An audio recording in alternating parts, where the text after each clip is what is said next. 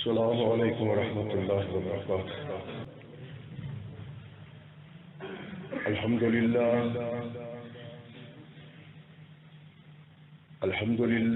نحمده ونستعینه ونستغفره ونؤمن به ونتوکل علیہ ونعوذ باللہ من شرور انفسنا ومن سیئات اعمالنا من يهده الله فلا مضل له ومن يضلل فلا هادي له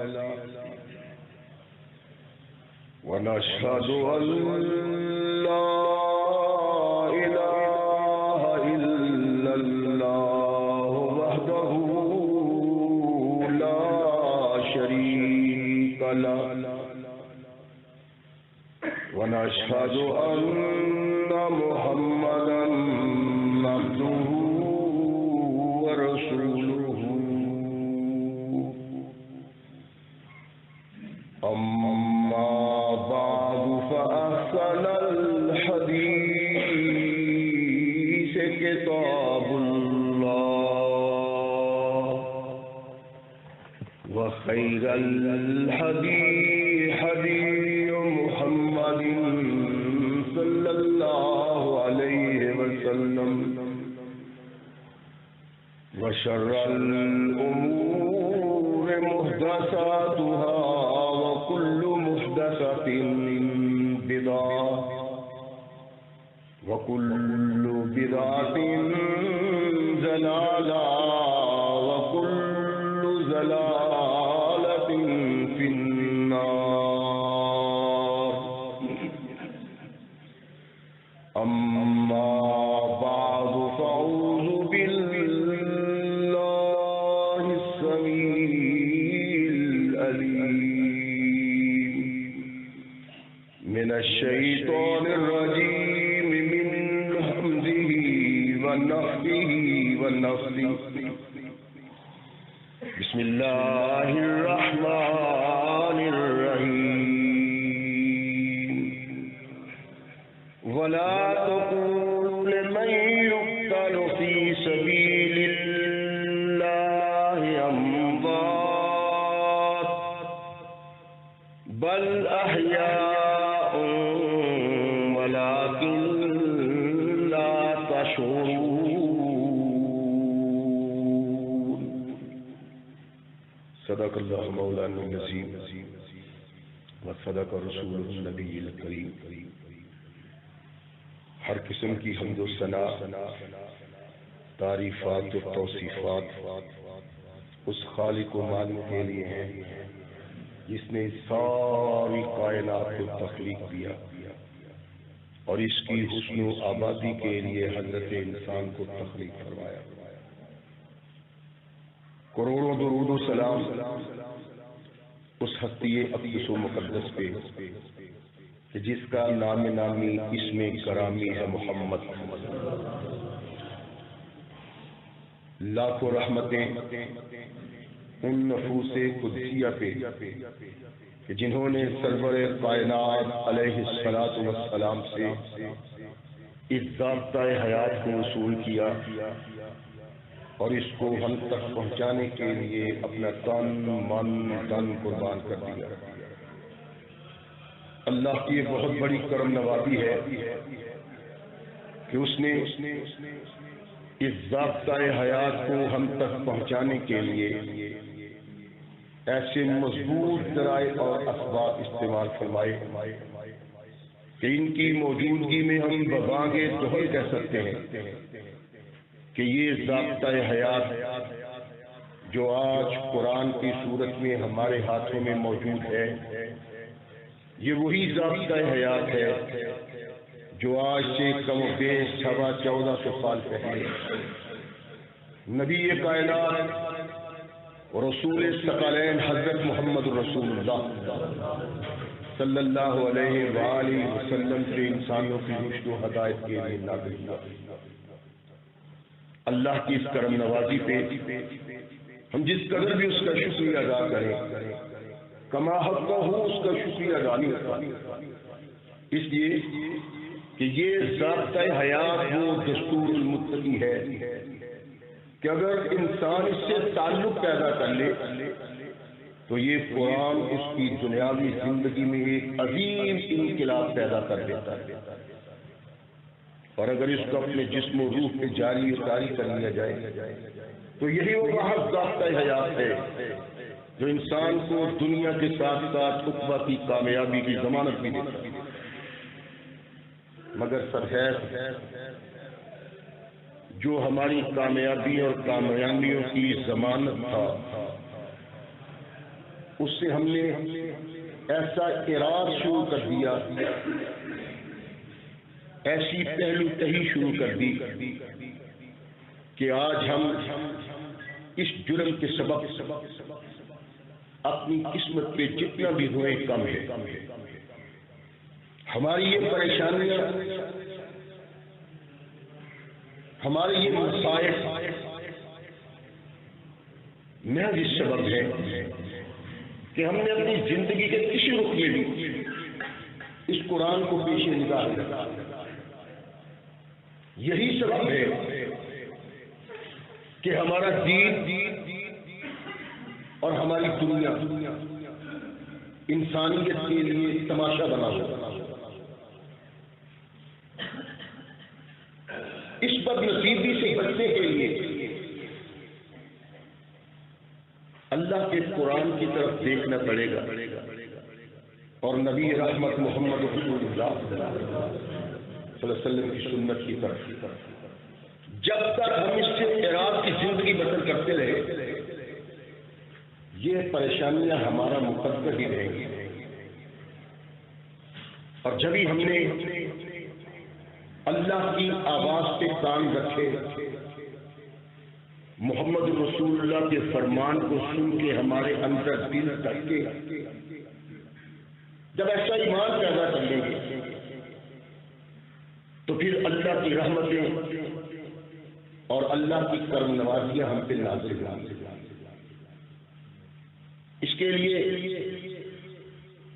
بنیادی چیز اللہ کے قرآن اور محمد رسول اللہ کے فرمان کی طرف توجہ دیں گے۔ تاریخ اسلام ایک ایسی تاریخ ہے اور اسلام ایک ایسی تحریک ہے کہ کائنات میں کوئی نہ ایسی تاریخ ہے اور نہ کوئی ایسی تحریک ہے۔ اس کے محرکین اول نے اپنی زندگیاں اس کے لیے وقف کر دی، اور جہاں جس مقام پہ انہوں نے خرابی دیکھی ثقلین کے تاجدار محمد رسول اللہ صلی اللہ علیہ وسلم کے پروردہ انسانوں نے یہ سمجھا کہ اس پریشانی سے خود بھی بچنا چاہیے، دوسروں کو بھی بچانا چاہیے۔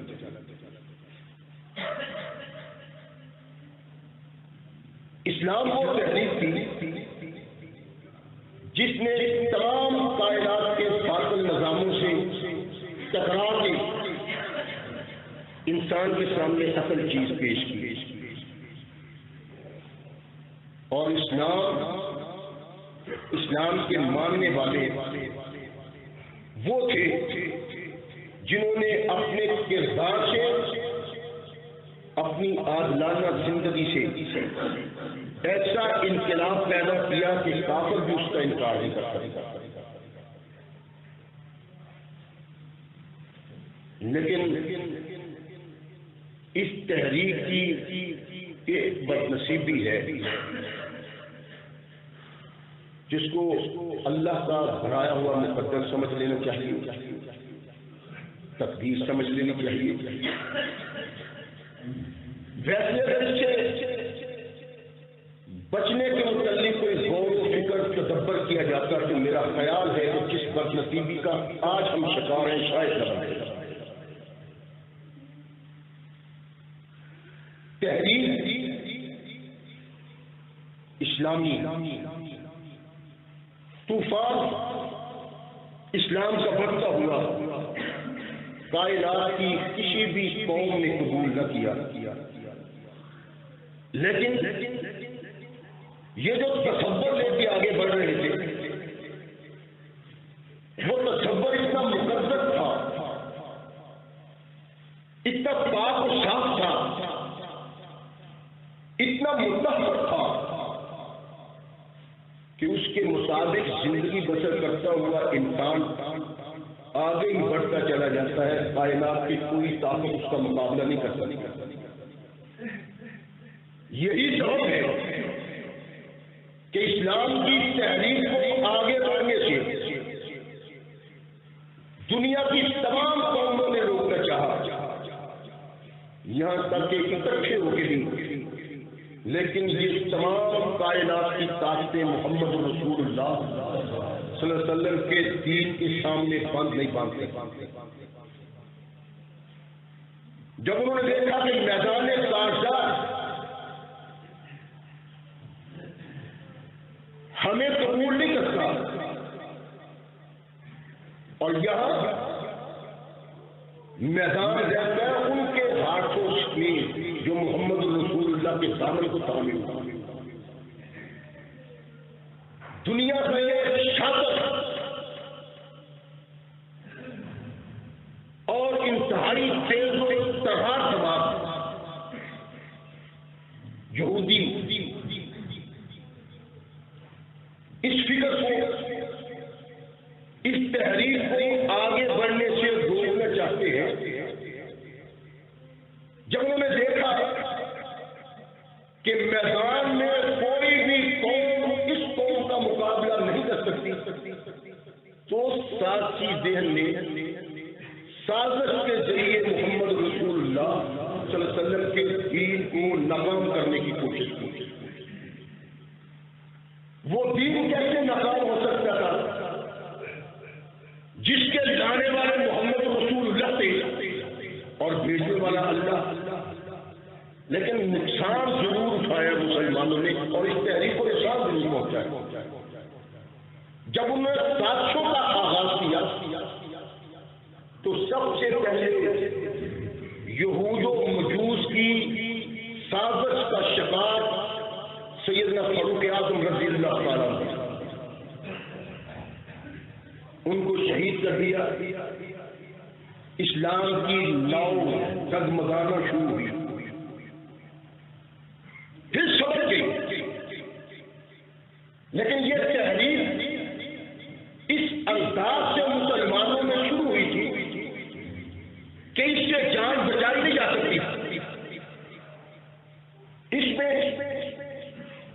ایک جذباتی تصور تھا جس تصور کی بنا پہ مسلمان یہودیوں کی اس سازش کا شکار بنتے چلے گئے. وہ تصور کیا تھا کہ نبی رحمت محمد رسول اللہ صلی اللہ علیہ وسلم کے بعد کسی کو حکمرانی کا حق نہیں، یہ حق صرف محمد رسول اللہ کے خاندان والا ہے.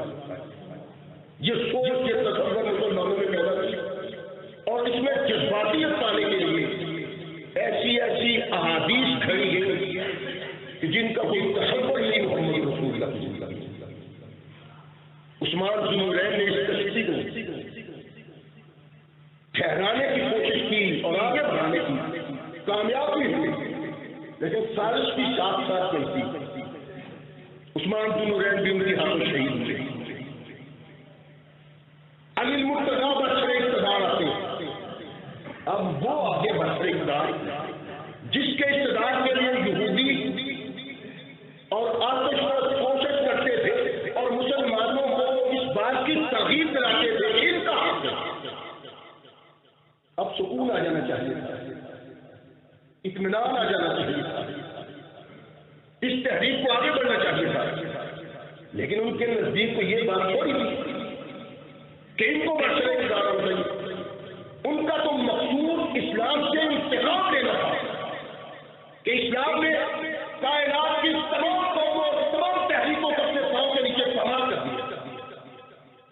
ان تحریکوں کے محرک اکٹھے ہوتے ہیں.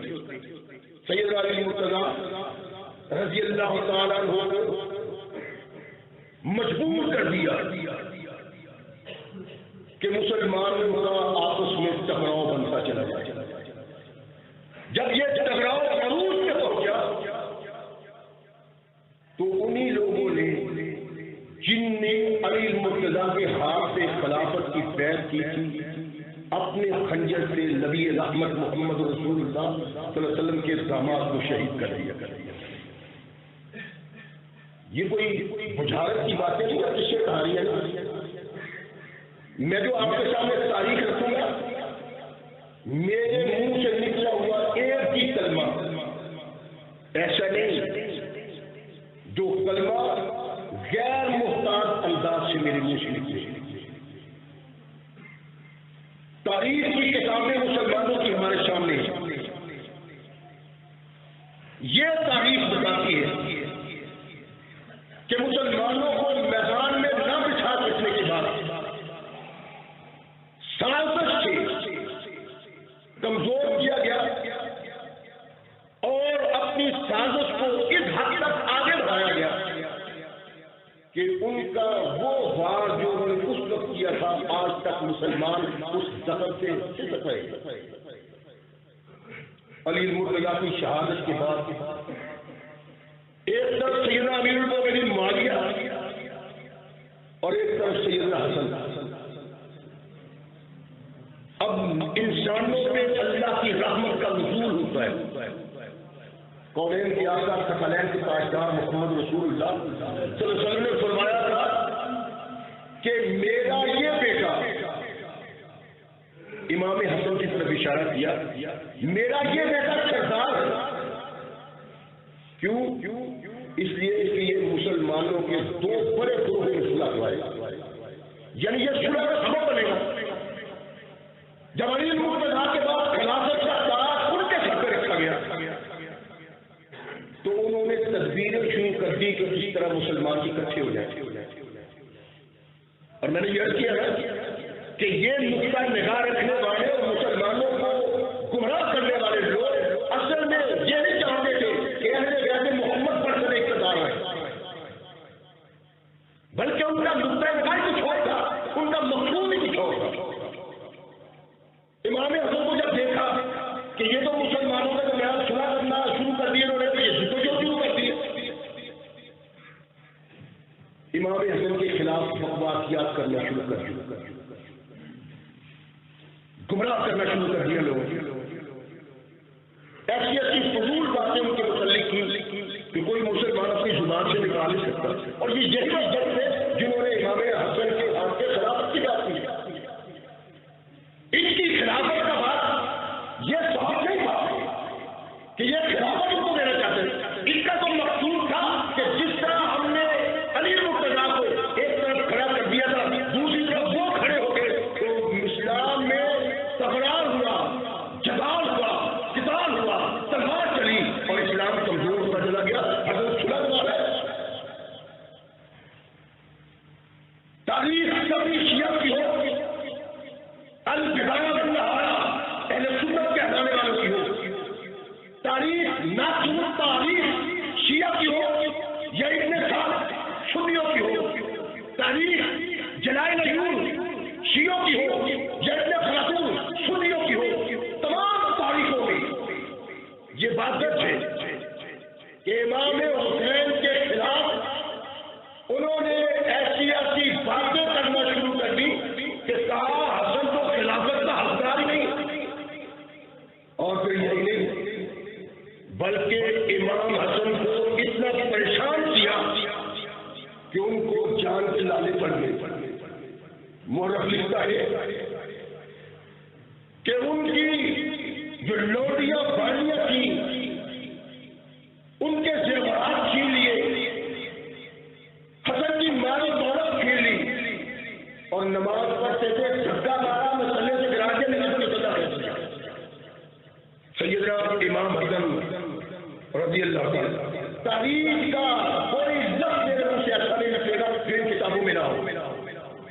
تبریز، البدایہ والنہایہ، طبقات ابن سعد اور تاریخ اسلام، اکبر شاہ ابن خلدون، یہ 5 اہل سنت کی کتابیں ہیں. میرے منہ سے نکلنے والا لفظ کوئی نہ کوئی ان میں سے ہوگا. اور 4 کتابیں میرے سامنے شیعہ کی ہیں: اخبار ماتم، خلاصۃ المسائل، جلائل العیون اور ناصر التواریخ. اس کے علاوہ بھی شیعہ حضرات کی دوسری کتابیں ہیں، کچھ نہ کچھ الفاظ اور واقعات سنائے گی جو میں آج بات کرتا ہوں، جو ضروری ہو گیا کہ ہمارا جاتی ہو جائے. امام حسن کو زہر دے دیا، امام فوت ہو گئے. اس سے پہلے امام حسن نے سیدنا امیر معاویہ کے ہاتھ پہ بیعت خلافت کر کے خلافت کا تاج امیر معاویہ کی سفر. اخبار ماتم کا مصنف شیعہ کہتا ہے کہ جب امیر معاویہ فوت ہوئے یہ خبر کوفہ تک پہنچی. فاجتمعت الشیعۃ فطبوا الیہ، سارے کوفہ کے شیعہ اکٹھے ہوئے. انہوں نے امام حسین رضی اللہ تعالیٰ عنہ کو خطوط لکھنے شروع کر دی. یہ لوگ امام حسین رضی اللہ تعالیٰ عنہ کو اس طرح مخاطب کرتے تھے کہ جناب خلافت تو آپ کا حق ہے. امام حسین رضی اللہ تعالیٰ عنہ نے مدینہ کو چھوڑا، مکہ میں بھی یہ خطوط آتے ہیں. یہاں تک کہ تاریخ میں لکھا ہوا ہے کہ ہزاروں کی تعداد میں امام حسین رضی اللہ تعالیٰ عنہ کو کوفہ والوں کو خطوط پہنچے. اتنے خطوط آ جانے کے بعد سیدنا امام حسین رضی اللہ تعالیٰ عنہ نے سوچا کہ کیا کیجیے، اگر یہ لوگ خلافت کا تاج میں سر میں رکھنا چاہتے ہیں تو میں اللہ کے دین کی خدمت کروں گا. جس طرح زمین پہ اللہ کے نبی محمد رسول اللہ صلی اللہ علیہ وسلم کے خلیفہ اول نے کافروں کی زمین کو بحال کرنے کے لیے گھوڑے دوڑائے، جس طرح کائنات کے کافروں سے ان کے ہاتھوں سے زمین کھینچ کے محمد رسول اللہ کے دامن سے لڑائی، جس طرح عثمان ذو النورین نے افریقہ کو اپنے پاؤں کے نیچے بحال کیا، میں بھی اپنے نانا کے دین کے لیے یہ کام سر انجام دینا چاہتے ہیں. سوچے گا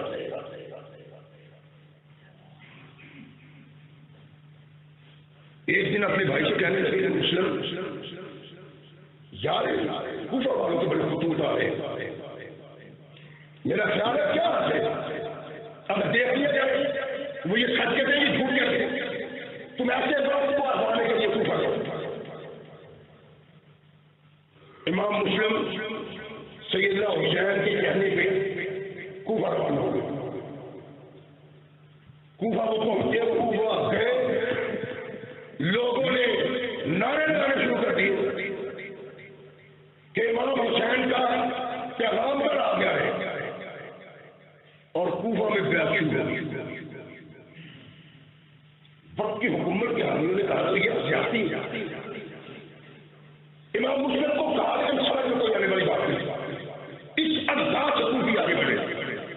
یہ بدتماش ان لوگوں کی اولاد ہے جن لوگوں نے فاروق کو شہید کیا، ذو النورین کو شہید کیا، علی المرتضیٰ کو شہید کیا، امام حسن کو زہر دیا، اور ان کا مقصود کبھی بھی یہ نہیں ہوا کہ اہل بیت محمد بڑھ کر اقتدار آ.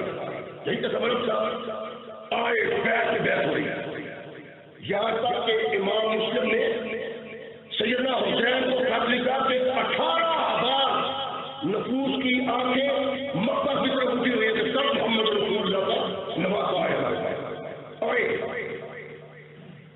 سیدنا امام حسین رضی اللہ تعالیٰ نے اس بات کا ارادہ کیا. جب اس بات کی خبر محمد رسول اللہ کے صحابہ کو ہوئی تو صحابہ کے اندر طوفان آ گیا. عبد الرحمن بن حارث آئے، عرض کرتے ہیں کہ حسین میں نے سنا ہے آپ کوفہ جا رہے ہیں.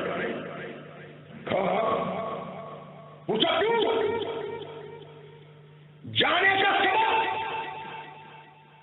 ارشاد فرمایا تو کوفہ کے لوگ کہتے ہیں کہ تمہارے ہاتھ سے خلافت کی بات کریں گے. کہا حسین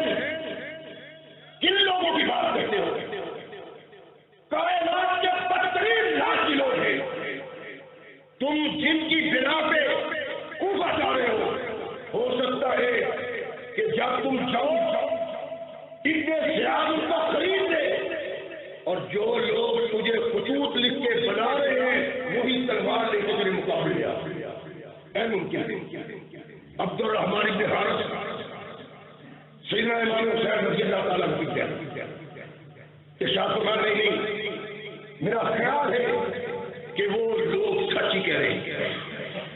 سیدنا عبداللہ بن عمر رضی اللہ تعالیٰ عنہ ہم تو کہتے ہیں کہ وہ صحابہ آپس میں اتنے دشمن تھے کہ ایک دوسرے کی موت کی طالب رہتے. عمر کا بیٹا عبداللہ رضی اللہ تعالیٰ عنہ آئے کہا حسین میں نے سنا تم کوفہ جا رہے ہو. کہا خدا کے لیے کوفہ کا نام نہ لو وہ اسلام کے بدترین دشمن لوگ ہیں. ان کا مقصود نبی کائنات کے گھر والوں کو قیادت دینا نہیں بلکہ اسلام کو ویسے تباہ کرنا ہے جیسے اسلام نے ان کے عقائد کو تباہ کر دیا. نہ جاؤ تو علم نہیں قرآن کی آتا تھا کہ کارٹار محمد رسول اللہ صلی اللہ علیہ وسلم کو اللہ نے اختیار دیا تھا. تبلیغ شیعہ مصنف بعض اہل سنت کو خود بھی کہا ہے یعنی وہ اہل علم جس کو سارے کے کیا پڑا ہے. تبلیغ لکھتا ہے جلد 2 والا بھی کہ عبداللہ بن عمر کہتے ہیں کہ اللہ نے نبی رحمت محمد رسول اللہ صلی اللہ علیہ وسلم کو اختیار دیا دنیا لے لو جہاز میں لے لو تو اللہ کے نبی نے آپ کو حاصل کر دیا. حسین تم اہل بیت محمد ہو تم نبوت کے گھر والوں کیوں جا رہے ہو وہاں. چھوڑو شرافت کو چھوڑو شرافت کو جو تیری پریشانی کا سبب بن جائے. قبری لکھتا ہے کہ اس انداز سے عبداللہ بن عمر نے بات کی کہ جذبات سے آنکھوں میں آنسو آ گئے. عبداللہ کی آنکھوں میں آنسو دے کے حسین کی آنکھوں میں دیا. تاریخ قبری جلد 2 سوا 212 ابن خلدون جلد 5 سوا 92 امام حسین رضی اللہ تعالیٰ عنہ کو عبداللہ بن عمر کہتے ہیں. کہا تمہاری مشورے کا شکریہ لیکن میں نے اس بات کا ارادہ کر لیا. مورخ کہتا ہے روکتے ہوئے عبداللہ بن عمر اب ان کے چکا کو پتا ہوتا جن کے گھر میں رہتے عبداللہ بن عمر کون لگے جس کو کائنات کے آقا سرکار کے تاجدار محمد رسول اللہ صلی اللہ علیہ وسلم نے ارشاد فرمایا اللہ معلم القرآن اللہ اس کو قرآن کا علم دے. آئے ارشاد فرمایا حسین نے سنے تو کوفہ جا رہے کی ہاتھ چچا کیوں چچا کوفہ والوں نے مجھے یاد کیا ہے. ارشاد فرمایا حسین کعبۃ اللہ کو نہ چھوڑو. تاریخ تبری جلد 2 سوا 211 ابن خلدون جلد 5 ابن اثیر جلد 4 صفحہ 141 عبداللہ بن عباس کہتے ہیں کہ تجھے خبر نہیں جب تمہارے باپ نے مکہ اور مدینہ کے کوفہ کو ترجیح دی ان لوگوں نے کیا سلوک کیا ان کے ساتھ بے حال کر دیا مجبور کر دیا یہاں تک کہ اپنے ہاتھوں سے اس کو شہید کر دیا. اور یہ کوفہ کے لوگ تھے جنہوں نے تیرے پاک حسن کے ساتھ وہ کیا جس کا تصور نہیں کیا جا سکتا. عجیب بات یہ ہے ان لوگوں کی باتوں میں آ کے بڑھا جا رہے ہو. کہا چچا اصل میں تم بوڑھے ہو گئے. اور تبری کے یہ الفاظ ہیں ابن اثیر کے ابن خلدون کے کہ چچا بوڑھے ہو گئے آپ کو اگر شوق نہیں جو میں سمجھتا ہوں آپ بھی سمجھتے پریشان ہوئے تبھی اس طرح کی رہا. اگلے دن آ کے گاؤں شہر کو رات میں رک جاؤ اور مجھے کچھ نظر نہیں آتا سوائے پریشانی اور ہلاکت کے. ارشاد فرمایا چچا مجھے ان کے ہزاروں خطوط آئے ہیں اور مسلم نے بھی لکھا ہے کہ 12,12,000 کوفیوں نے میرے ہاتھ میں آپ کی خلافت کی بیعت کی ہے. اب تو جانا ہی جانا ہے. ارشاد فرمایا اگر جانا ہے تو پھر اتنا کرو اپنی بیویوں بچیوں اپنے بچوں کو نہ لے جاؤ. چچا وہ کیوں؟ فرمایا اس لیے بیٹا کہ مجھے نظر آتا ہے تمہیں ویسے ہی تمہاری بیوی اور بچوں کے سامنے سوا کر دیا جائے گا جیسے عثمان کو کر دیا گیا۔ سیدنا حسین مسکرائے، نہیں چچا یہ بھی جائے گی۔ تبھی لکھتا ہے علامہ ابن اثیر نے لکھا، علامہ ابن خلدون نے لکھا کہ نبی کائنات محمد رسول اللہ صلی اللہ علیہ وسلم کے چچا کا بیٹا حسین کو کہتا ہے، حسین اگر مجھے یہ ہوتا کہ میں تیری پیشانی کے بالوں کو کھاؤں، تیرا گریبان کھاؤں، لوگ ہمارا تماشا دیکھیں تو میں یہ بھی کر لیتا، لیکن مجھے نظر آتا ہے کہ تو پاس آنے والا ہے۔ امام مسکرائے، کوفہ کا سفر اختیار کرنا امام نے قبول کیا اور اس انداز سے کہ کسی کی بات سننے کے لیے تیار ہے۔ اس کو کہتے ہیں مقدر، اس کو کہتے ہیں صدیق، اللہ کے نبی کے صحابہ اور وہ بھی بڑے درجے کے حامل باقرار صحابہ ملتے کرتے ہیں، سماجتے کرتے ہیں کہ حسین رکتا ہو، لیکن امام ماننے کے لیے تیار ہے۔ مکہ سے نکلے، اب یہ بات منظر پہ تھے کہ عبداللہ بن جعفر نے ان کے تایا کے بیٹے جو زینب کے خاوند ہے، سیدہ زینب جو کربلا میں نظر آتی ہے، ان کے خاوند ہیں جن سے علی زینبی عبداللہ بن جعفر تیار کا بیٹا ہے، پیغام بھیجا کہ خدا کا واسطہ دیتا ہوں اللہ کے لیے حسین کوفہ نہ جاؤ، اتنی جلدی نہ کرو، مجھے نظر آ رہا ہے کہ تو وہاں جا کے قتل ہو جائے گا، خدا کے لیے نہ جاؤ۔ سیدنا حسین رضی اللہ تعالیٰ نے پیغامبر کی بات نہیں سنی، کلمہ آگے پڑھا۔ پھر وہ مکہ کے گورنر عمر بن سعید کے پاس گئے، تم کچھ کرو، اور تم حکمران ہو، مکہ کے گورنر ہو، اہل بیت محمد کا گھر مجھے جائے گا، میں کیا کروں؟ طریق تبلیغ ہے، میں کیا کروں؟ الفدایا والنہار میں علامہ ابن کثیر لکھتے کیا کروں؟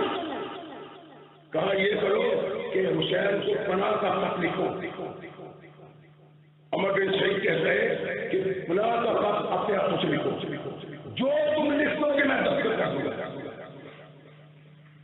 اپنے ہاتھ سے عبداللہ بن جعفر تیار نے خط لکھا کہ حسین مکہ چھوڑ کے کوفہ نہ جاؤ، اس میں خرابی ہے، تم میرے پاس آ جاؤ، مکہ میں میں تمہیں پناہ دیتا ہوں، صلہ رحمی کروں گا، نیکی کروں گا، اور میں اللہ کو ثابت بناتا ہوں کہ تیرے ساتھ بے وفائی نہیں کروں گا، واپس آ جاؤ۔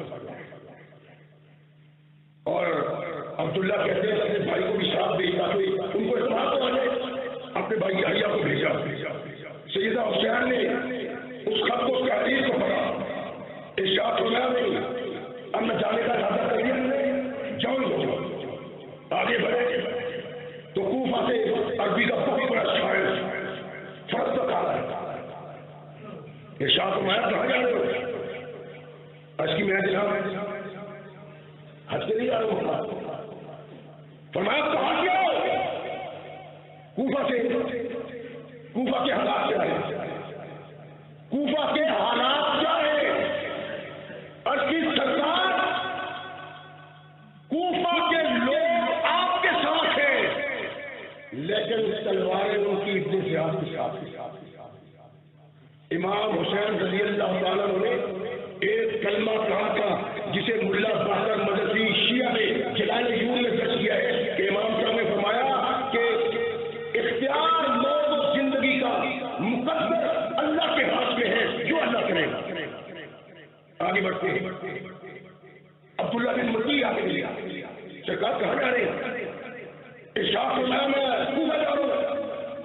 اس کے اللہ کے نبی کیوں؟ اللہ کے نبی کے ناصر کیوں؟ ارشاد فرمایا اس لیے کہ کوفہ والوں نے مجھے بنایا ہے۔ اس کی سرکار کیا کہتے ہو؟ کوفہ کے لوگ غدار ہیں، بے وفا ہیں، وہ آپ کے ساتھ کبھی بھی دو قدم نہیں چل سکتے۔ میں آپ کو خدا کا واسطہ دیتا کی قسم دیتا ہوں کہ کوفہ نہ جائے، نبی کائنات محمد رسول اللہ کا صاحب اجڑ جائے گا، نہ جائے کوفہ، واپس مکہ آ جائے۔ ارشاد فرمایا میں اس بات کا ارادہ کرتا ہوں، سیدنا امام حسین رضی اللہ تعالیٰ ان سارے احباب ساتھیوں کی رائے کو ٹھکرا کے آگے بڑھتے ہیں، مقام آگے پہ پہنچتے ہیں۔ کیس نامی ایک شخص کو بھیجتے ہیں کہ جاؤ میرا پیغام کوفہ لے جاؤ کہ گھبراؤ نہیں، میں آ رہا ہوں۔ نبی راہی محمد رسول اللہ صلی اللہ علیہ وسلم کا نواسا مکہ سے نکل تو کیا بتا ہے؟ یزید نے عبید اللہ بن زیاد کو کہا کہ جاؤ کوفے، میں نے سنا ہے مسلم حسین کی بیعت لے رہا ہے، اس کو کوفہ سے نکال دو، اگر وہ مزاحمت کرے تو لڑک کے چلا۔ ابن زیاد یہاں پہنچ کر بڑا شہید آدمی آ کے اس نے کوفہ کے لوگوں کو اکٹھا کیا اور کہا میں نے سنا ہے تم لوگ حسین کی بیعت کرتے ہیں مسلم کے ہاتھ پہ، مجھے جانتے ہو میں جو فیصلہ کرنے کا ہوں اس فیصلے سے نہیں ہٹتا۔ سن لو، جس نے حسین کی بیعت کی اور مسلم کا ساتھ دینے کا سوچا، میں اس کو بہت سزا دوں گا کہ چشمے کائنات کے لیے عبرت بن گئے۔ 18,000 کوفیوں نے سیدنا امام حسین کی بیعت امام مسلم کے ہاتھ میں کی، ان کو کہا اور اپنے غلام کو کہا کہ جاؤ حانی بن عروہ کے محلے میں اور لوگوں سے مل ملا کے اس کو ملو، 3,000 درہم دو اور مسلم میں کیا ہو۔ وہ گیا، ملتے ملاتے پھرتے پھراتے امام پہنچا، امام مسلم کو 3,000 درہم دیے، امام صاحب نے درہم قبول کر لیے۔ وہ آیا تو اس نے کہا کہ وہ حانی بن عروہ کے لائے، اچھا اب سرداروں کو پہلے سے کڑی لگا لی، اور کوفہ کے سردار جن کے نام میں سیدنا حسین رضی اللہ تعالیٰ کے پاس تھے وہ سب پٹھانے ہو گئے۔ اللہ کی قسم ایسے بدقسمت قسم کے انسان تھے، آپ ذرا خطوط میں سنیں۔ ایک خط آتا ہے خلافت المسائل صلی اللہ علیہ وسلم سوائے تاریخ میں لکھتا ہے کہ کوفیوں نے کہا بھیجا لیسا علینا امام فقبل لعل اللہ ان یجمعنا بقاء علی الحق۔ سرکار تشریف لائے اور ہم حق سے بہت دور چلے گئے ہیں، آپ آئیں گے تو حق کی بنا پہ آپ کا ساتھ بن جائے گا، ہم حق کی سیڑھی پہ چڑھ جائیں گے، راستے میں چڑھ جائیں گے۔ یہ خط امام حسین کے نام سوا پتانی پہ خلافت المسائل کا مسلم لکھتا ہے۔ اصدقت الجنات بمبات الجمال، یہ شیعہ دوستوں کی کتابیں ہیں، اگر یہاں تو میں اصدقت الجنات بمبات الجمال فقط بنائیگا۔ یہ بات سے سب کو شدا ہوگی، میرے پنکھے ہیں جوڑی پھیلانے کی فقط بنے گا، لگانا جلدن ہم تیرے لشکری آ جاؤ۔ اور جلال عمدہ مسلم باقر مجھے لکھتا ہے کہ سلیمان خزائی نے خط لکھا شیعوں کو اکٹھا کر کے جشن پہلے تمہارے بیان کر چکا اخبار ماتم کی کہ فاجتماع الشیعہ فطبورا، وہ کٹھے ہوئے تھے، امام حسین کو کھانے کے کھا دیے۔ وہ کہتا ہے کہ یہ علیزہ، یہ نامہ سلیمان رفا جمیع شیعان مومنین مسلمانوں کی طرف سے بجانب امام حسین ابن علی بن ابی طالب کی طرف۔ امام حسین کو جلال عمدہ مسلم لکھتے ہیں شیعوں نے سنے وہ اور یہ خط لکھا۔ ایک دوسرا جلال عمدہ خط لکھتے ہیں کہ یہ خط آپ کے محبوں، فدائیوں اور آپ کے محبت رکھنے والوں کا جائیں ہم آپ کے ساتھ ہیں. دونوں شیعہ مصنف ہیں. امام حسین کے نام یہ خطوط وہ اپنی کتابوں میں درج کرتے ہیں. ان خطوط کی بنا پہ سیدنا حسین رضی اللہ تعالیٰ آگے بڑھتے چلے جاتے. مقام عاجز میں کیف کو بھیجا, اگلی منزل میں اپنے بھائی عبداللہ کو بھیجا کہ انتظار کرو میں آتا ہوں. قافلہ آگے بڑھتا گیا, لوگ ساتھ ملتے تھے. ان کا خیال تھا کہ امام کے سر پہ خلافت کا تاج رکھا جائے گا. اگر ہم ساتھ چلیں گے تو ہمیں بھی کچھ مل جائے گا. لیکن یہ تو بیچارے نہیں کر رہے. اصل تو وہ تھے جو کوفہ سے لینے کے لیے آئے تھے. ہزاروں خطوط کے باوجود سیدنا حسین روانہ نہیں ہوئے. جب کوفی خود آئے, گزارشات پیش کی, یقین کرایا, اعتماد کروایا, تو سیدنا حسین رضی اللہ تعالیٰ کے ساتھ والا. جب عبداللہ 20 قادسیہ کے مقام پہ پہنچے, کیش بھی قادسیہ کے مقام پہ گرفتار ہوئے, عبداللہ بھی قادسیہ کے مقام پہ گرفتار ہوئے. عبیداللہ بن زیاد کے پاس خطوط کے ساتھ پہنچائے گئے, اسے چھاپے چڑھایا, بعد گرا دیا, ہلاک ہو گیا. سیدنا حسین رضی اللہ تعالیٰ کو اس کی خبر نہیں. جب مقام سالبیہ پہ پہنچتے ہیں تو ادھر سے عمر بن سعد کا قاصد آ جاتا ہے. ہوتا کیا ہے, جب حالی کو بلایا عبیداللہ نے اور کہا مسلم کرے, مسلم کہاں ہے, کہنے لگا مجھے نہیں لگے. اس نے اپنے نوکر کو بلا کو کہا باہر دوں. سامنے آیا, حالی کا رنگ بدل گیا. کہا حاجی اگر سچنا چاہتے ہو تو مسلم کو میرے حوالے کرو. کہنے لگا ایسا نہیں ہو سکتا, وہ میرا مہمان, اپنے مہمان کو تیرے ہاتھ میں دے دے. اب اللہ نے کہا اس کا علاج کرو. خوب مارا گیا. بار خبر ہو گئی کہ حالی کو قتل کر دیا. حالی کے قبیلہ والے روٹے پیٹنے کے لاتے ہیں, گھر پر رونا شروع کر دیا. مسلم نے سنا کہ یہ رونا کیا ہوا, کہنے لگے کہ عبیداللہ نے حالی کو قتل کر دیا ہے. تبھی لکھتا ہے کہ حالی باہر نکلے اور لوگوں کو آواز دی, اب یہ وقت آ گیا ہے کہ کچرے کوفہ پہ قبضہ کر لیا جائے اور ان لوگوں کو کوفہ سے نکال دیا. باہر نکلے, لوگوں کو بلایا اور 18,000 کوفیوں نے امام حسین کے ہاتھ سے بیعت کی تھی. تبری لکھتا ہے, البدایہ والنہایہ میں لکھا ہوا ہے, ابن خلدون میں لکھا ہوا ہے کہ 18,000 میں سے صرف 4,000 لوگ امام مسلم کے ساتھ ہیں. جب امام مسلم نے لکھا کہ بات کی نظر نہیں ہے, لیکن تاریخ اسلام کا مصنف احمد شاہ لکھتا ہے کہ کیونکہ باہر آ گئے تھے اس لیے پھر جانا پڑا. وہاں گئے, عبیداللہ نے سرداروں کو کہا اپنے قوم کے اپنے خاندان کے ساتھ تو پاؤ آ گئے, اور جس کے خاندان کا کوئی فرق میں نے دیکھ لیا اس کا حشر کر دوں گا. عمر نکلے, جہاں تم گھر جو پاگل ہو گئے, کیوں موت لینی ہے تم نے, جو چھوڑ اس مقام کو, لوگ چھوڑے. اوپر 30-40 سال کی چڑھ گئی, تیر اندازی کی, سب بات ہے. تبھی کہتے ہیں کہ 30-40 افراد مسلم کے ساتھ رہے. اب وقت تیزی سے پتہ چل جاتا ہے.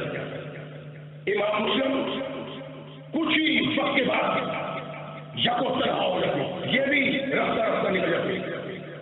ایک دروازے کے سامنے کھڑے ہوتے ہیں, وہاں سے ایک عورت سے کہتی, کون ہو اس وقت؟ بیوی میں مسلم ہوں, حسین کا مہمان تھا. تو کیا ہے, پانی بھی ہے. اور تاریخ کے آپ اٹھاؤ, رک جاؤ اس مقام سے کہ کافروں کو چھوڑ دیتے ہو اور دوسرے لوگوں کے سر پہ قتل کا تاج رکھتے ہو. ایک ایک لفظ تاریخ کے اوراق کی رونق ہے اور ذکر بولتی ہے. وہ شیعہ ہو یا سنی ہو, ان طرح کی کتابوں میں پھر بھائی نکلتی. اب کھڑے ہو, کہنے لگے ایک رات رہنے کی اجازت ہے, کہاں رہ لو, اور اس مائی زبئی کا اس عورت کا بیٹا محمد بن اشد کا غلام تھا. وہ گھر میں آج دیکھا تو مسلم گھر ہے. وہ فوراً اپنے آقا کے پاس پہنچا. مسلم کو ہمارے گھر ہے. عبید اللہ بن زیاد سپاہیوں کو بھیجتا ہے کہ جاؤ اس کو گرفتار کر کے لاؤ. مورخ کہتا ہے کہ جب مسلم نے دیکھا کہ اچانک کار نہیں تو تلوار اٹھائی. اس نے کہا لشکر کے سردار نے جو سپاہی آ گئے تھے ان کے قائد نے کہا یہ اس کی ضرورت نہیں, تم صرف تلوار میرے ہاتھ سے پکڑاؤ, تیری عزت تیری زندگی کی ضمانت میں حیثیت دیتا ہوں کہ میں سے جا کر تم نے معاف کر دو. کوفہ کا سردار, کوفہ کی پولیس کا ہیڈ امام مسلم کو اپنے ساتھ لیتا ہے اور ابن زیاد کے امور پیش کرتا ہے. جب یہ یہ تھا کیا پولیس کا سربراہ قائد کوفہ کا ہر چیز ابن زیاد سے مسلم سے چند باتیں کی تو باہر سونا ہوگا. کیا ہوئے؟ تبری لکھتا ہے کہ 10,000 افراد اس کے محل کا گھیرا رکھتے ہوئے. وہ یہ جب امام مسلم نے پکارا تھا 40 تھے, اب 10,000 کیوں؟ یہ نقطہ آج تک کوئی حل نہیں کر سکا. پھر چیلنج ہے تمام کائنات کے فائدوں کو, مولویوں کو, اہل علم کو, ملکوں کو, اس نقطہ کو حل کر کے دو. جب امام مسلم نے آواز دی 4,000 آئے, اب رات سے لوگوں کو نہیں 10,000 آئے. کیا سبب تھا؟ اس کا سبب بہت یہ تھا کہ ان لوگوں کے نزدیک خانزادہ نبوت کو تیز نہ کرنا تھا کہ محمد کی تحریک ہے. ان کی قوموں کے بڑے بڑے کو بٹھا دیا میدان میں اور تمام کر دیا ان کے نظریات. یہود کے حامل تھے, مجوس کے ایجنٹ سے پورا سارا مجوس کا ایجنٹ, سارا یہودیوں کا ایجنٹ تھا.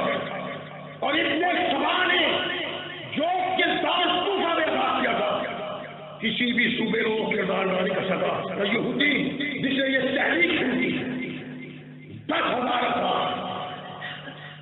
کیا ہے؟ کہتے ہیں کہ مسلم کو چھوڑو, خالی کو چھوڑو, مگر وہ چھڑا لیں گے. کہنے لگا ان دونوں کو چھت لے جاؤ, ان کی گردنیں کاٹ دو اور بات کیا کر لو. ساتھ لیا ایک شخص مدینے کا واسی بھی تھا, عمر بن ثابت, جس کو کہتے ہیں کہ کربلا میں اس نے مخالف فوج کی کیا کی ہے. عمر بن ثابت تھا. کون ہے یہ عمر بن ثابت؟ کسی کو کیا سارے حقوق کی طرح دو میں اثر کیا دیتے. یہ عمر بن ثابت اس ساتھ کا بیٹا تھا جس نے سارے ایران کو اپنے گھوڑے کے نیچے پاگل کیا محمد رسول اللہ کے سامنے سے کرا. یہ اس ساتھ کا بیٹا تھا جسے نبی رحمت محمد رسول اللہ صلی اللہ علیہ وسلم نے ارشاد ہوا ساتھ تیز چلا محمد کے دفاع میں, تجھ پہ محمد کی ماں باپ قربان ہو گئے. سکلین سے تاجدار محمد رسول اللہ عمر کے بابا صاحب کے لیے یہ الفاظ ہے. اور تو کیا کہا ارشاد فرمایا اور لوگوں یہ ساتھ میرا ماموں ہے, لا اگر کسی اور کا ماموں بھی ساتھ کس طرح ہے. کونین کے آقا محمد رسول اللہ صلی اللہ علیہ وسلم اس ساتھ سے اتنی عقیدت اور پیار سے ماموں ہے محمد رسول اللہ. اور یہ عمر جس کو میدان کربلا میں قیادت دیتے ہو اس کے ہاتھ سے حسین کو بناتے ہو, یہ ماموں کا بیٹا ہے. اس ساتھ کو آواز جس نے عمر کو تو سنو مجھے یہ قدر کرنے لگا, ایک احسان کرو, ایک نیکی کرو, تم ہمارے رشتے دار ہو. کیا کہنے لگا 1000 درہم میں نے یہاں سے قرض لیا ہوا ہے، میرے پاس ادا کرنے کے لیے کوئی نہیں، اپنے پاس سے واپس ہو اور حسین کو میرا پیغام پہنچاؤ۔ وہ مکہ سے نکل آئے ہیں، عمر بن سعد کو مسلم کہتے ہیں، وہ مکہ سے نکل آئے ہیں، فوراً کو پیغام دے گا کہ حسین تیرے طاقت کے ساتھ جو ان لوگوں نے کیا ہے کوئی انسان کسی انسان سے ایسا کرتا نہیں، کم ہوگا میں نہ یا تک کوئی مہینوں نہیں۔ عمر بن سعد کو وسیع بنا، عمر بن سعد نے 1000 درہم مسلم کا ادا کیا اور فوراً ایک تحریر دے کے اپنے 2 غلاموں کے ہاتھوں بھیجی کہ 13 جانوں پہ جاؤ، جتنی دور حسین سے ملاقات ہو سکے کر کے ان کو قوما بچے۔ اب کوفہ میں کوئی بات نہیں، سیدنا حسین رضی اللہ تعالیٰ کو اس موقع پہ کافی پہنچ جاتے ہیں جب عمر بن سعد کا قاتل پہنچتا ہے۔ نہیں سیدنا حسین نے دیکھنا پریشان، سارے ساتھی لے رہے کیا معاملہ ہے؟ ارشاد فرمایا مسلم کوفہ میں قتل ہو گئے اور اب ہمارا ساتھی کوئی نہیں۔ حسین رضی اللہ کہتے ہیں کہ مسلم کوفہ میں قتل ہو گئے، اب ہمارا کوئی ساتھی نہیں۔ عمدۃ الطالب فی انصاب آل ابی طالب کیا مصنف ہے، کہتا ہے اس مقام پہ حسین رضی اللہ نے واپس جانے کا ارادہ کر لیا۔ عمدۃ الطالب فی انصاب آل ابی طالب، یہ الفاظ اس میں نہ ہو کیوں نہ ہو مجھے سمجھ کہ فارغ الرجوع واپس جانے کا ارادہ کر لیا۔ وہاں مسلم کے بیٹوں اور مسلم کے بھائیوں نے پھٹا ڈال دیا کہ مت جائیں واپس جائیں گے۔ ارشاد فرمایا تم مر جاؤ گے تو میں چلتے ہیں۔ مرکز راستے تھوڑا پیچھے ہوئے اور دمشق کی راستے آتی جس کے راہ کربلا ہے، امام حسین کو لے گئے، ادھر سے گھیرا ادھر سے گھوڑا۔ اس تاریخ میں امام حسین واپس ہوئے اور اس راہ کو اختیار کیا جو دمشق جاتا تھا۔ اس راہ کو کیوں اختیار کیا تاریخ میں بتایا گیا ہے۔ چلتے امام جب کربلا میں پہنچے تو یہ عمر بن سعد وہاں پہنچ جاتا ہے، اپنے ساتھی سے باہر نکل کر سیدنا حسین کا آواز دیتا ہے اور آپ کے تاریخ اپنے باطن میں خواب محسوس کر سکتے ہیں لیکن حقائق کو مٹایا نہیں جا سکتا۔ واپس ہوئے، اس راہ کو اختیار کیا جو راہ دمشق جاتا ہے۔ چلتے ہوئے جب کربلا کے مقابلے پہنچے تو عمر بن سعد کے کلش کا بھی مسئلہ ہو گیا۔ ہمیں تو کربلا یہ بتائیے نا، بڑا سڑا سڑا علاقہ ہے، پتھریلا علاقہ ہے، یہ ہے وہ ہے۔ اللہ کی قسم کسی تاریخ سے یہ ثابت نہیں کیا جا سکتا ہے۔ تاریخ تو کہتی ہے کہ بڑا سرسبز و شاداب رہتا تھا، اس کے قریب دریا بہتا تھا اور لوگ کھیتی باڑی وہاں کرتے تھے۔ یہ سارا سبب کیا ہے؟ اسلام میں اختلاف، جس اختلاف کا تصور لے کے یہودی مسلمان ہوئے اور عبداللہ بن سلام کا قائد تھا۔ امام کو آواز دی عمر بن سعد اور الفاظ کیا ہے؟ تاریخ طبری الفاظ ہے کہ عمر بن سعد نے کہا حسین اس میں کوئی شک کی گنجائش نہیں کہ یزید سے زیادہ تو خلافت کا حقدار ہے۔ الفاظ سنے، کہا اس میں شک کی گنجائش نہیں کہ یزید سے زیادہ خلافت کا حقدار تو ہے، مگر حسین خلافت انسان نہیں دیتے، خلافت اللہ دیتا ہے۔ یہ الفاظ ہے تاریخ طبری کے۔ تو اب کیا کہنے لگا؟ ایک بات بن سکتی ہے، آپ اسے 10 بار ہو جائیں، یہ خلاف اور 70 ہمارے چکر سے نکل جائے تو ہم ایک تباہی سے بچ سکتے ہیں۔ ارشاد فرمایا تھی اچھا ٹھیک ہے، بات ہوئی عمر سے، تم بھی مشورہ کر لو، میں بھی کرتا ہوں۔ امام حسین کوفیوں کے سامنے کھڑوتے ہیں، یہاں قیادت کیا کر رہا ہے؟ قید کی نشست، شیش ربی، حجاب الطہر، سلیمان، یہ وہ ہے جن کے خطوط رہتے ہیں۔ اب امام حسین کے خلاف قیادت کر رہے ہیں۔ ارشاد اللہ لوگ سنو میری بات، جو مجھے جانتا ہے جو جانتا جو نہیں جانتا وہ جان لے، میں نبی کا نواسا، علی کا بیٹا، فاطمہ کا لشکر جگر ہوں۔ لوگوں اگر عیسیٰ کا گدھا موجود ہوتا تو صحیح قیامت تک اس کی عبادت کرتے، تم اپنے نبی کے نواسے کو مارے۔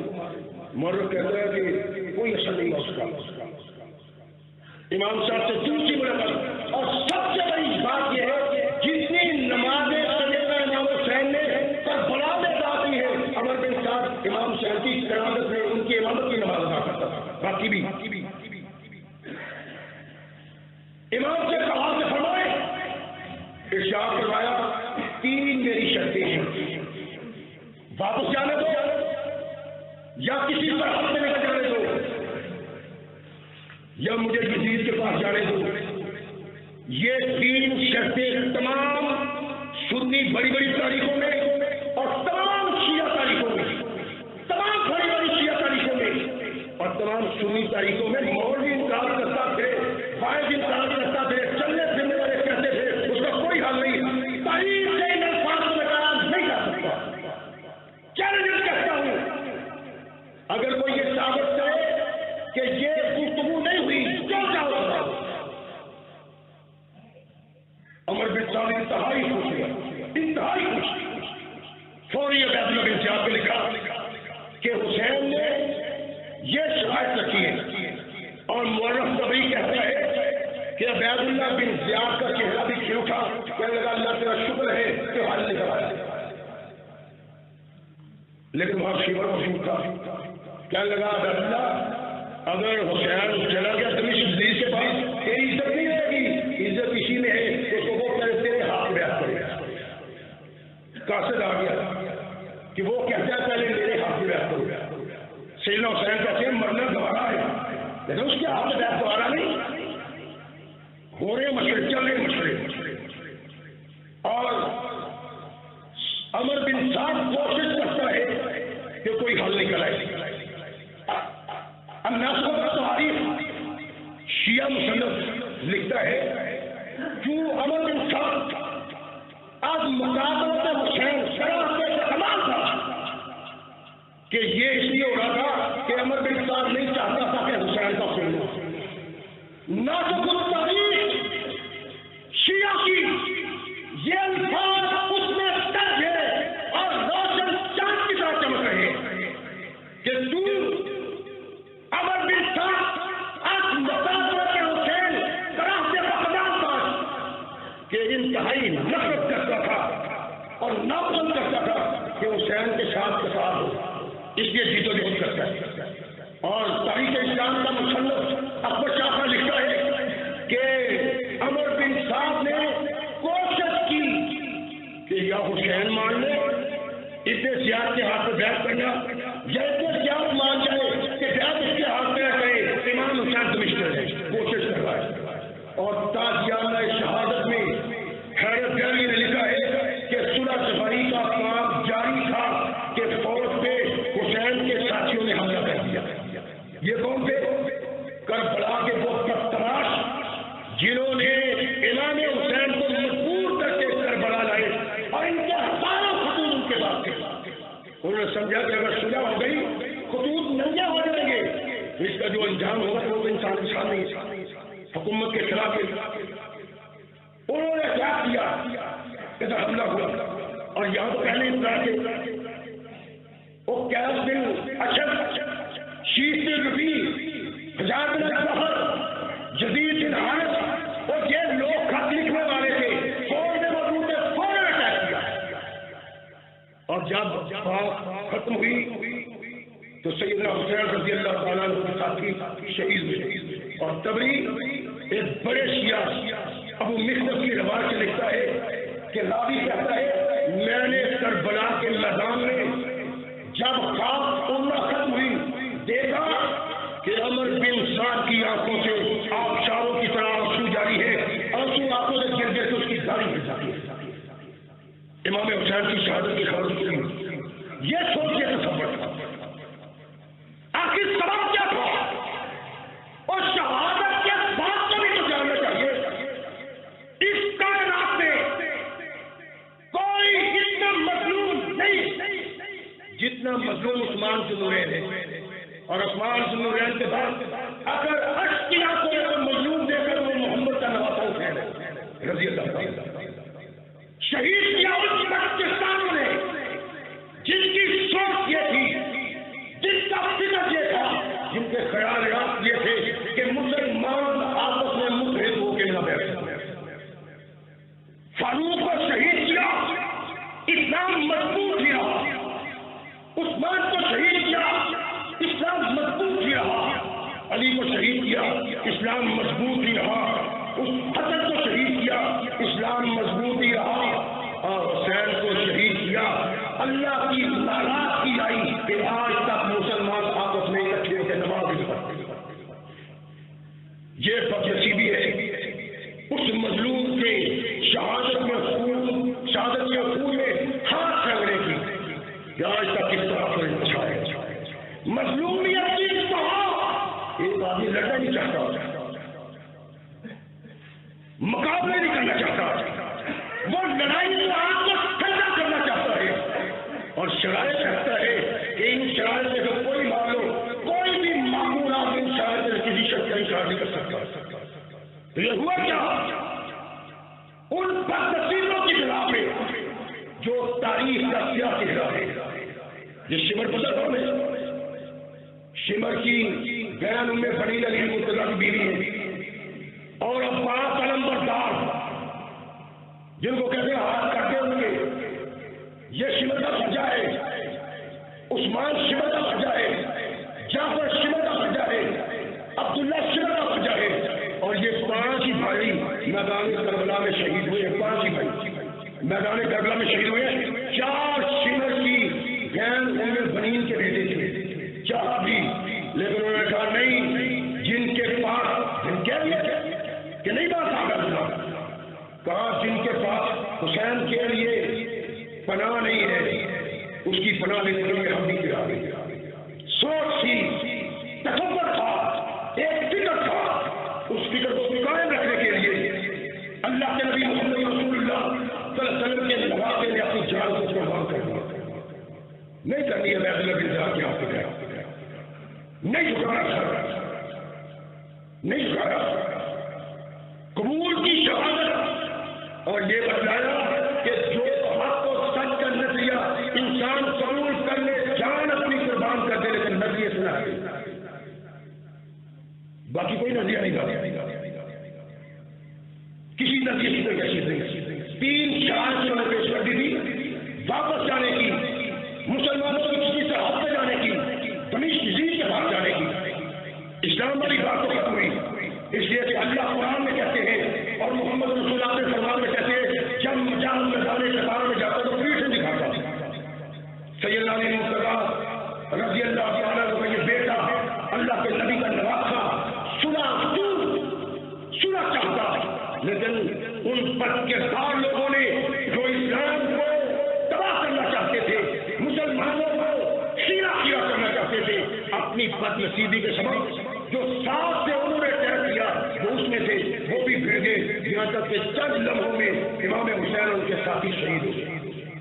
شہادت کا تاج سر پہ پہنا اور اپنی اس بات سے قائم رہے کہ ابن زیاد کے پاس نہیں، یزید کے پاس جا سکتا ہوں، ایک تصور نظریاتی، ایک سوچ نظریاتی، اور یہ عبید اللہ بن زیاد میں ہے، اس کا باپ یزید کے بعد انہیں مالیہ کی کیا ہوئی، یہ اتنے قریبی لوگ تھے، لیکن بدکرداری ان لوگوں نے ادا کی جو اصل میں سازی تھے اور ان کے اندر گھسے ہوئے تھے۔ امام حسین رضی